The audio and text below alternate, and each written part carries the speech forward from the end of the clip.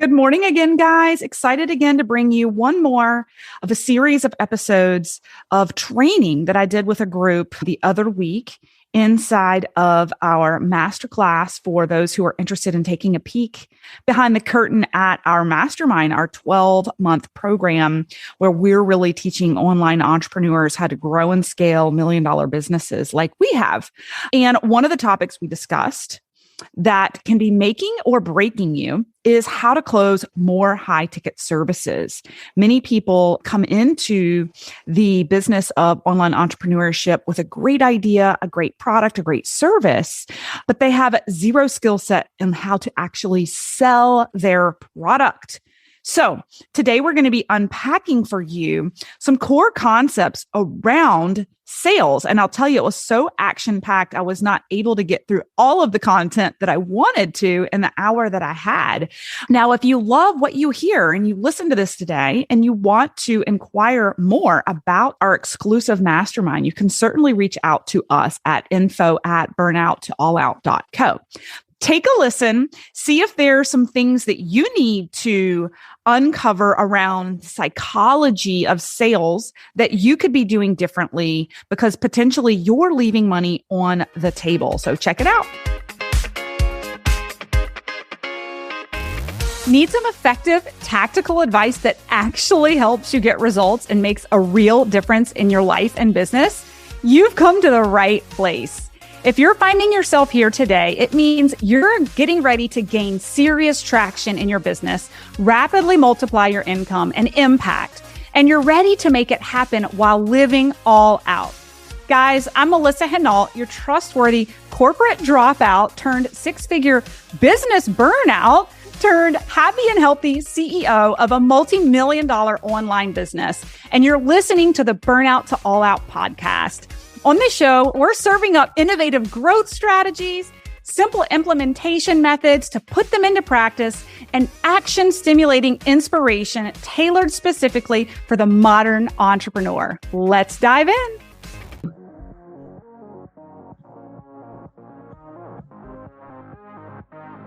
Who else is ready to close more high-ticket sales? We're going to talk about the psychology of high-ticket sales today. And yes, this is my mom of three, work from home, husband's out of town. Look, on day 3 of a webinar. I love my little do-rags. I haven't washed my hair in a couple of days, but I'm here and I can make $1 million and so can you, right? So that's just the way it works around here. If you hear some noise, I've got contractors everywhere. I've got people cleaning the house, which is I'm grateful for, but there might be some moving and shaking around here.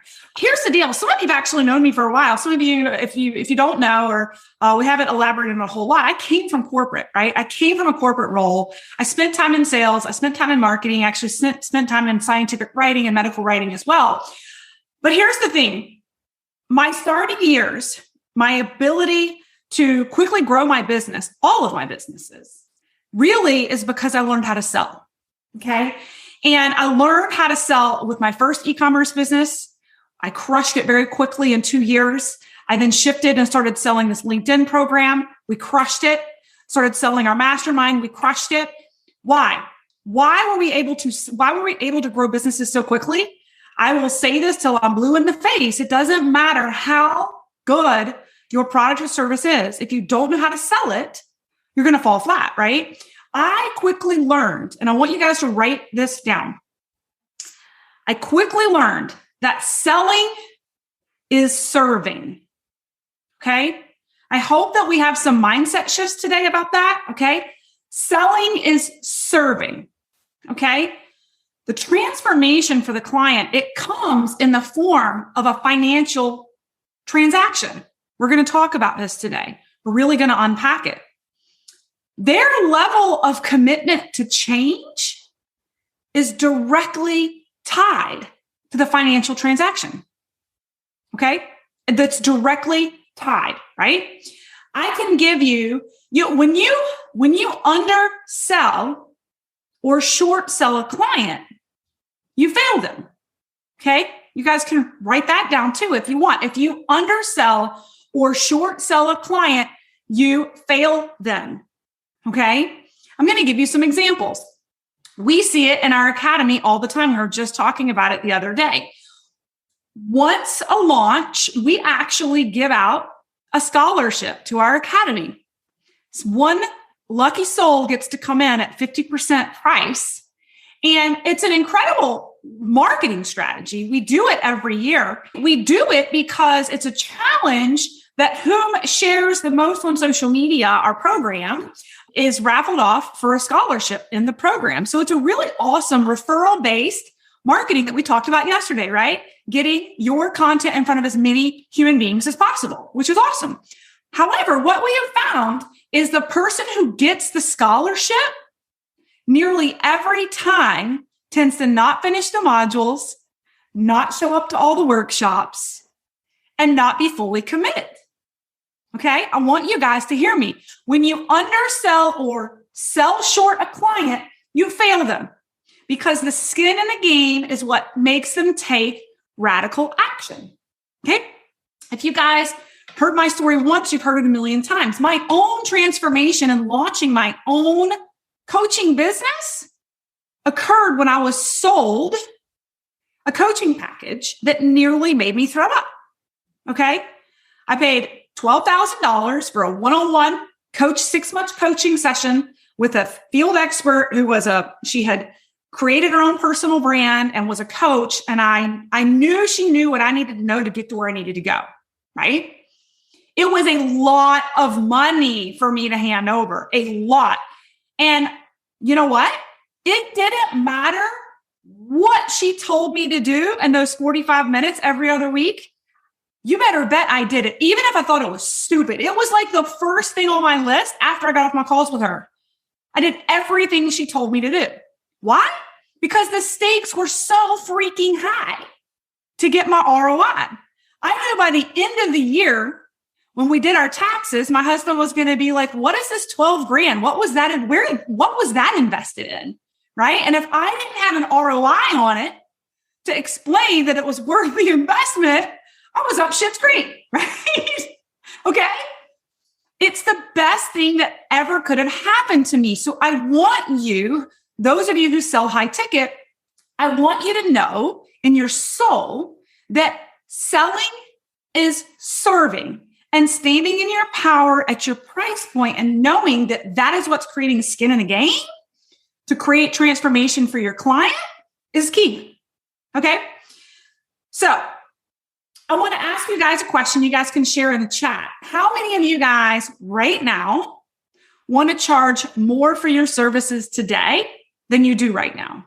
How many of you would like to charge more for your programs, for your products? You know you deserve it, but you haven't quite built the confidence to ask for more. I want to know in the chat. Okay, Bree says me. Kathleen says me. Okay. My goal, Fiona, yes, Lee.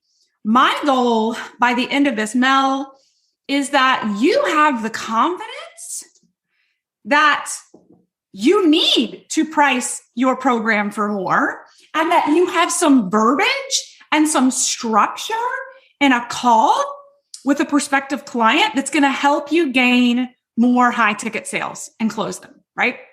And Michelle, I know she's in our mastermind. We're going to be doing a deep dive and a role play on this really soon inside of our mastermind. It's going to be a lot of fun. Okay. So I want you guys, in my own experience selling high ticket over the past 2 years, I want you guys to write this down. This is really, really important. And I'll take this with me to the grave. And it's why I continually reinvest myself. High ticket sales is all about how the investment and the transaction is for a lifetime value. Okay? Not a transaction for the moment. It's not even a transaction for the year. High ticket investments are a lifetime value. You may be saying, well, how? Why? I want you to think about your own programs, what you have to offer.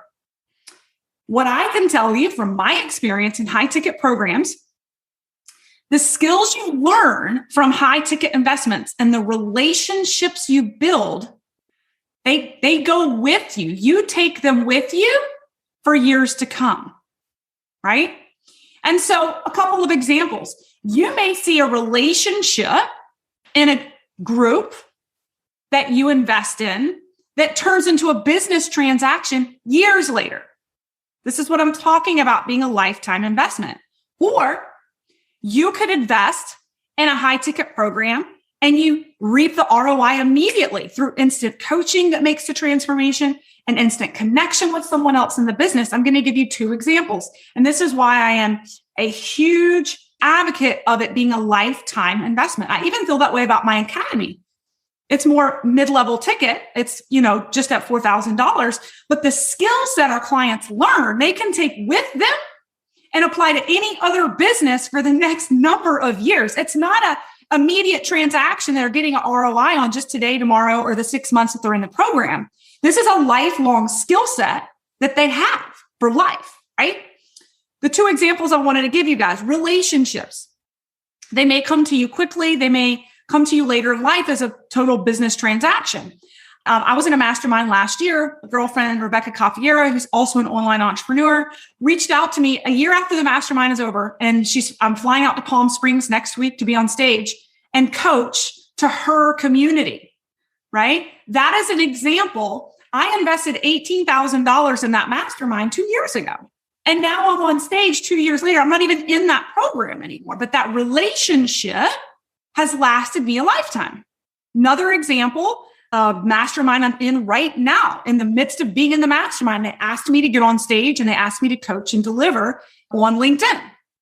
That was an instant ROI on being in the mastermind, right? Because I instantly actually gained a lot of customers because they put me on stage to teach methods that people wanted to learn about, right? So I want you, if you didn't write it down, I want you to remember and I want you to write down that high ticket sales is about how the investment and the transaction is for a lifetime value. You need to convince yourself that what you have to offer is a lifetime value. It's not for today. It's not for tomorrow. It's for life. Okay. Now, the first thing, this is where tough love Melissa comes in, right? The first thing that you must understand as far as sales go is that you must take ownership, period. You must take ownership that your ability to sell today is impacting your business. It's either impacting you positively or it's impacting you negatively. Okay? Your ability to sell today, you may be leaving lots of money on the table. The good news, what's the good news about this? That can be changed, right? It can totally be changed and learned in the skill set. And again, I truly believe that coming into entrepreneurship with a background and understanding the psychology of selling, which we're going to talk about, allowed me to grow so quickly. We have to be able to master selling. Okay. The good news is you can improve your sales skills literally today and start practicing them today. Who agrees? Is it different closing a $49 sell over closing even a $1,000 program, $10,000 program, $30,000 program? Is there a difference in psychology of selling someone between them?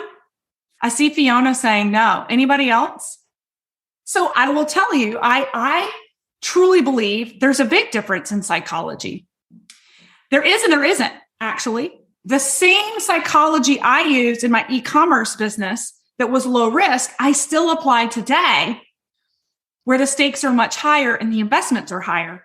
But there is a difference in understanding when people are more readily willing to purchase and why they purchase. But a lot of the anatomy and the structure of the questions to ask and how you can serve in clarity with those potential clients are very similar. Okay.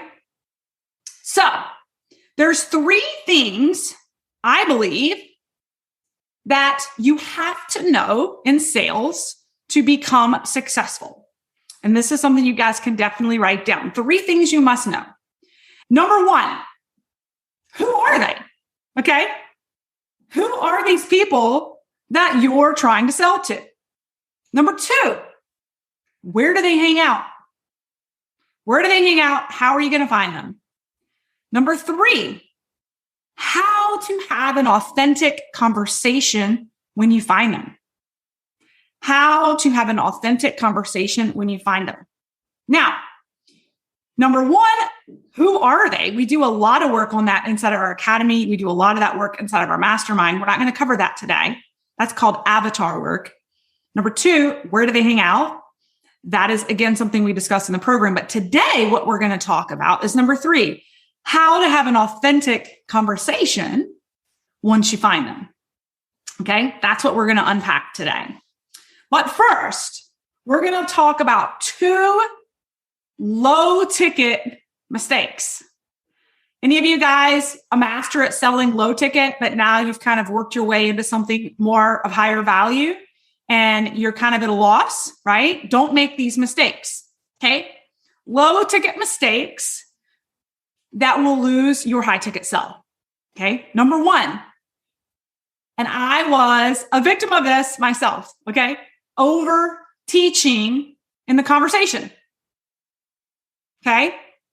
Over teaching in the conversation.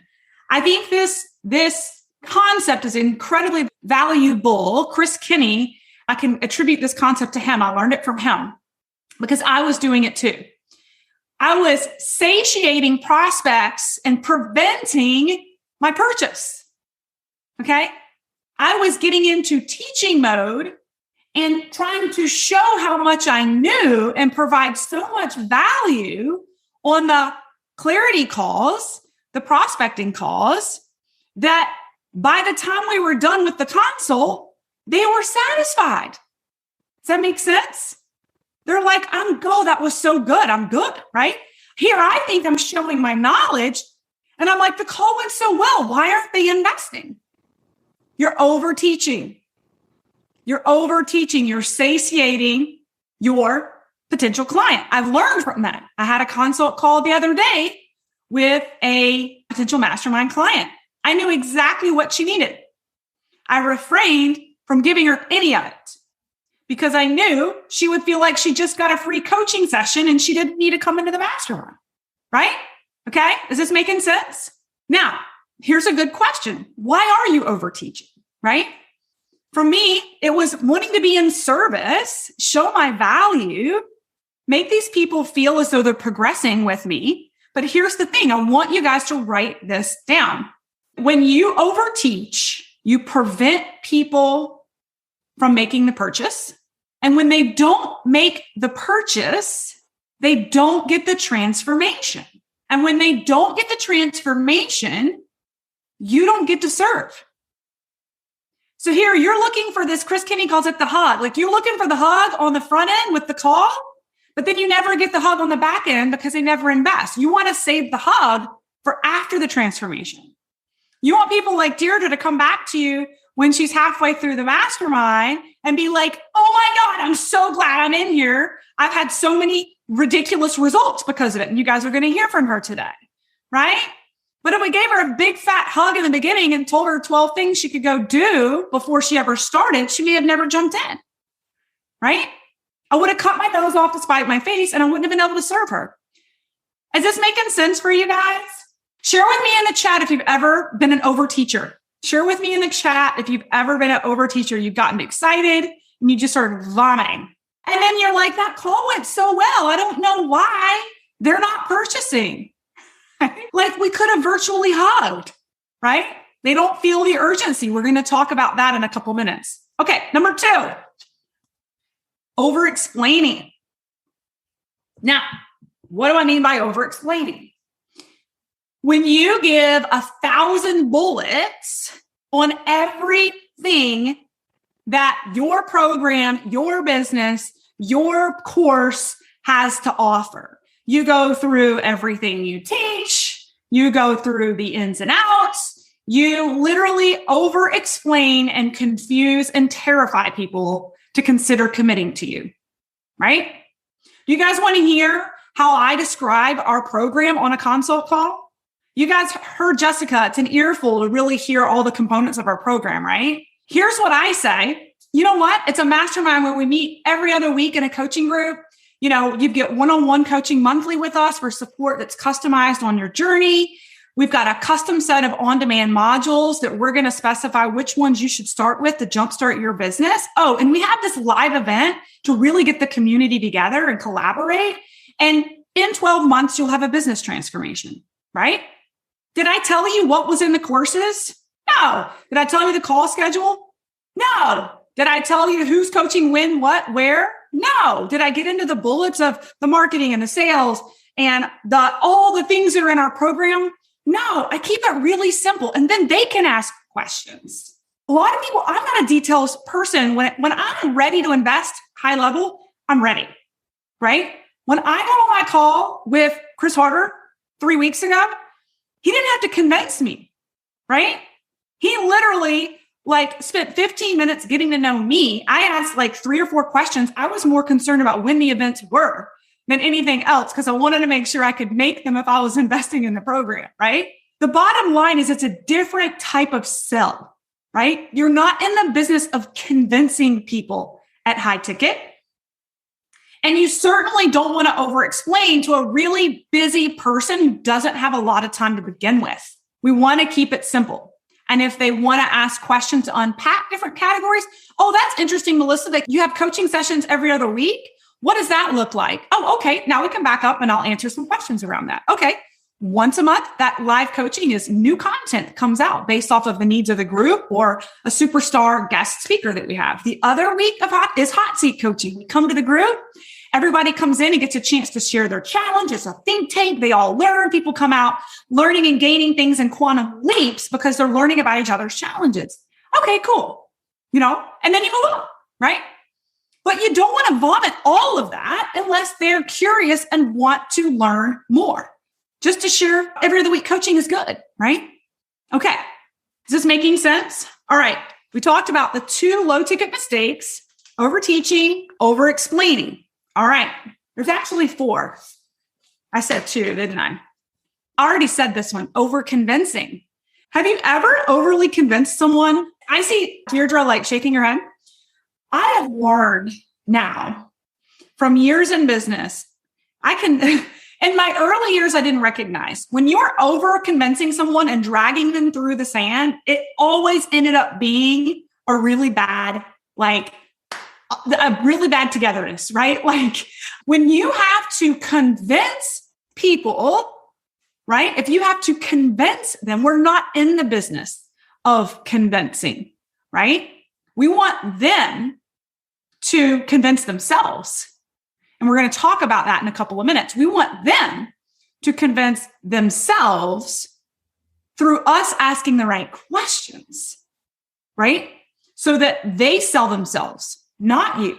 If you're still convincing people, you haven't asked the right questions. And I know Deirdre is masterful at this. She can actually she's great at closing people off of LinkedIn. She's a master coach inside of our academy, right? Okay. And there's a reason we have an application process for our program, because we are not in the business of convincing people. We want to find people who are seemingly as motivated to get coaching from us as we are to give it to them, right? We want to match their energy. Okay. So we need to learn how to ask questions that help people convince themselves, because then when we spend time on a call asking them questions, they feel heard and they feel understood. I say this all the time. What do I say? People buy the perception that you understand their problem or challenge better than anyone. You'll never understand their problem or challenge if you don't dig and ask and peel the onion back with more questions. How come? Why is that? Tell me more about that. Right? We have to refrain from pouncing on the first opportunity to sell your shit and instead bite your tongue and continue to ask more questions. We talk about this a lot inside of our programs and we role play on it too. And practice. Okay. Number 4, low ticket mistake. You make it about the money. Okay. You make it about the money. As soon as you start thinking about what this sale is going to do for you, instead of the transformation the person is going to receive, you've lost the sale. You've broken rapport. The sale is gone. The sale is gone. People sense commission breath. They sense your desperation. You have to be at a place of serving and being okay with the fact that when the two of you get on the call, it may or may not be the right fit for you or them. This is not a do or die business, high ticket, right? So you want to be thinking about the impact you can make for this person. You need to be thinking about the transformation or the possibilities for them by working with you, and leverage that excitement when you're on the phone with them, right? Things you want to do. Okay, so we've talked about what not to do. Who wants to learn what to do? Who wants to learn what to do? Fiona says, me. Okay, so number one, I want to say this. The goal of a consult is to get clarity, okay? The goal of a consult is to get clarity of, is this a yes or is this a no? I want you to come to the call with that mindset and that posture. The goal of the call, it's not all about the money. It's not about winning the sale, right? It's about gaining clarity for you and the client if this is a yes or if it's a no. The goal is not to manipulate people's ideas. The goal is not to manipulate where they are, right? It's just to see if it's a good fit or if it's the wrong fit, right? Okay, you guys write this down because this is really important. You cannot influence someone who's not open to your influence. You cannot influence someone who's not open to your influence. Why is that? There's some psychology behind it. They are pre-programmed to object to what you have to say. People know coming to a call that you're going to try to pitch them. And so they're pre-programmed that you're going to be pushy. They're concerned before they even get on the call that you're going to try to sell them. When people are on their defense, you can't sell them anyway. Does this make sense? What do you do when you go to the car lot and you're looking at cars? Like before you even talk to the sales guy, aren't you just like, no, I'm just looking? Or you feel that way when you go into like a retail store and they're like, can we help you? Like, no, right? That's just what we do. It's like, don't sell me, right? I'm not open to be sold when I'm instantly like this, right? So what we're going to talk about in a couple of minutes, not right now, in a little bit, we're going to talk about how we break that cycle, crack the egg open, and build rapport so that they are open, okay? We break the program, okay? So a couple of things you do in a sales call, okay? That's going to differentiate you from everyone. You actually, the first thing you can do is match their tone and their rate of speech with you. Yeah. Otherwise, you can immediately repel people. So I'll give you my own personal example. I tend to be super hypey. I tend to be really loud. If you end up on a phone call from me, you're turning the volume down. You're like, whoa, like she's so loud, right? My husband, my kids, they're always like, we know when you're working, Mom. We can hear you. I'm so loud. I can't help it. I don't know why. I just am. And I got on a consult call with someone who was interested in our academy. And the moment the call started, she was very subdued. Her energy was a lot like different than mine. She was talking like this. She had a couple questions. And believe it or not, I met her at her tone. And I started asking her at a slower pace than my typical pace what she thought. What were her experiences? And her immediately, she goes, oh my gosh, like you're not nearly as like hypey as you were on that workshop. That was like my biggest concern is like, is everybody that way? She was like, I love the content and I need to learn LinkedIn, but your energy is like really overbearing. And I would like, that was one of my things is like, is every coach in here like you? And I'm like, luckily, no, we have a lot of certified coaches who are much more subdued and like, not so hypey. bottom line, she joined us and paid in full. Now, if I had jumped on that call and just been the person I am, me and her in the call, no one else, do you think I would have closed the call?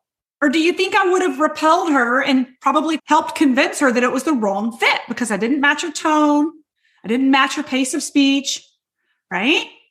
These are golden nuggets for you guys to think about. Now, for those of you who are more quiet and subdued and you're now in a position of trying to sell, same thing for you. If you're getting on the call with somebody like me, you better pick it up or you ain't selling me because I need your energy. Like I thrive on that, right? I'm not investing in someone who can't match my energy. So you have to be aware of the person on the call and what's their comfort zone and engagement. Okay. Number 2, things to do. Number 2, write things down. Write things down. Okay. What does this do? Well, 1, it helps you actually vision cast and help close them in the end. You're writing their ideas down so that later you can reword their words and trigger their emotion and sell them on their own idea, which serves them, by the way. This is not being manipulative. It's understanding their pain points and serving them to them so you can serve them, right? So we have to write things down. When we write things down, it also shows us that we care and that we're taking this seriously, right? That this is important. The last thing I want to talk about is for especially those of us, and again, this is something I pulled from Chris Kinney because he's a master of sales here, is overconnecting. Women can actually overconnect. They tend to do this a lot more than men. And that is when you get on the phone with someone that casually for whatever reason, if you're the one that's about to pitch a high ticket program or close them on something fairly expensive, and you spend too much time in the pleasantries going back and forth about your nail polish and that outfit you wore yesterday and, talking all things women, right? Then by the time you go to close, there's this term called impression of increase. I learned this very early on. Impression of increase is where you have authority on the call. You have authority on the call, right? And when you start a call and spend the first 15 minutes catching up on all things that's not business, by the end of the call, the person is saying to themselves, well, she's just like me. How can she help me? It's the perception, the impression of increase is the perception that this person can increase my life. And when we think we're on the phone with someone who's just like me, if they're just like me, how can they help me? It's all psychology. And so I constantly have to catch myself. I did it this morning. I had a consult for our Done For You program.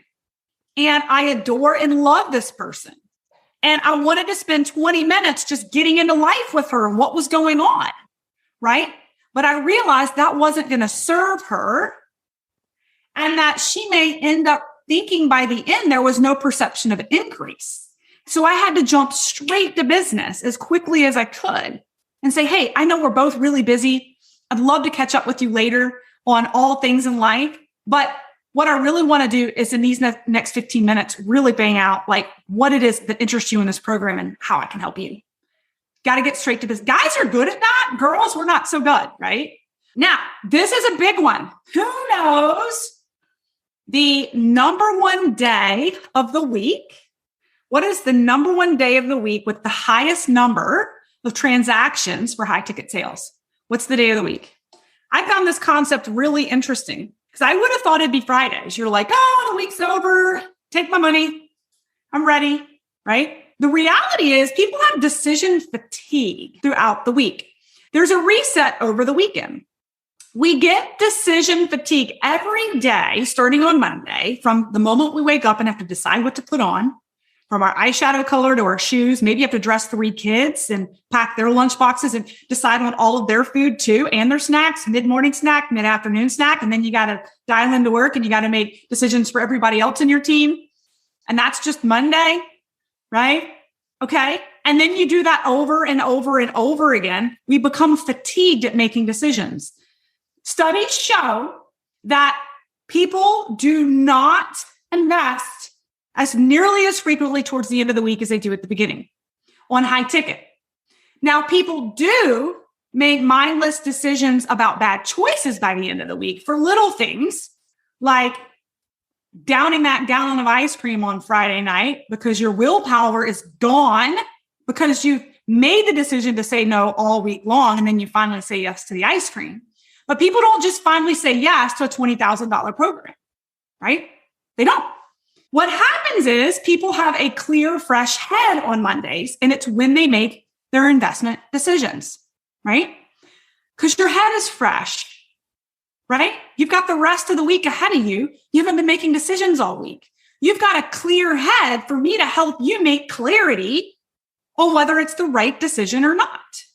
And you're going to feel a lot more confident about your investment when you make it at the beginning of the week. How many of you guys have had people on a Thursday or a Friday say, yeah, I'm really interested.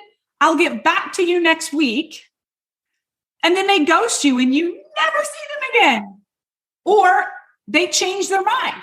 They ghost you because they go home over the weekend with the mindset that's got them stuck where they are today. And they take that mindset into the weekend and make that decision about the investment with the broken mindset they have that's got them in the place they are today, right? So what I challenge you all to do, and this is something I coach my team to, as you're getting towards the end of the week, instead of trying to focus on closing people and getting on the phone with them, focus on booking your consult calls with them, making them commit before the end of the week to a call with you the following week. They're much less likely to ghost you next week if they've already committed to a consult call with you before the weekend is up.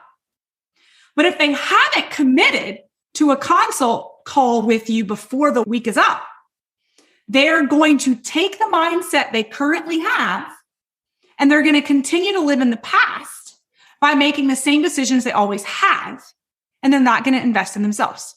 So it's super critical that we focus our energy as much as possible on trying to have our consult calls earlier in the week. It doesn't mean you don't close people towards the end of the week, but know that it's really smart to try to funnel all those conversations into Mondays and Tuesdays. Is this helpful, you guys? Is this making sense for you? Yeah? Okay.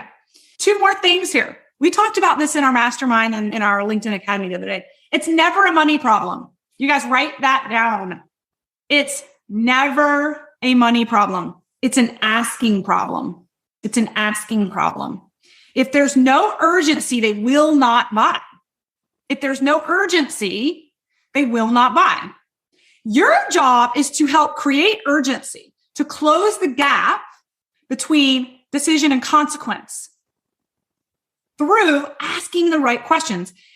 In that process, you're helping them find their own ideas of pain, of inaction to create the sale. What do I mean by that? You're helping uncover what the future looks like if they don't take action. We're going to talk about this in a minute. Okay? Their reasons for buying are not inside of you. They're inside of them. Many times, if you ask them the right questions, they'll come up with reasons for buying that you would have never fathomed. Have you guys ever had anybody invest for a reason that just blew your mind? You had no idea that was why they were investing, right? But we have to find it inside of them. We have to find it inside of them, okay? It's never a money problem. We have people take money out of their 401ks to invest in our mastermind. It is never a money problem. If you can help this person solve a problem that's going to create a solution that's going to change their life, they will find the money. they will find the money. It's an ASCII problem. All right. So with that, it's been fun, guys. I wish you guys the best, and I'll look forward to seeing some of you guys on Clarity Calls. All right. Bye-bye. Thanks, guys, so much for listening in on today's podcast episode. And I can't wait for you to see my upcoming guest in the next episode. You are going to love this keynote speaker. Hey, here's the deal. If you liked this, please subscribe and leave a review. And you want the latest online business growth strategies and exclusive LinkedIn pro tips sent straight to your phone? Text the word update to 704-318-2285. That is, text the word update to 704-318-2285. Can't wait to see you guys. Come find me over on Instagram, LinkedIn, Facebook, wherever you like to hang. I cannot wait to hear how you are enjoying and applying what you're learning. You guys reach out to me over on social because I love hearing what's resonating with you. When you reach out to me and you send me those personal DMs, they really do impact the content I continue to bring forward to you. So again, come find me, Melissa_Hinault over on Instagram, Melissa Hinault over on LinkedIn and Facebook. Can't wait to see you guys over there.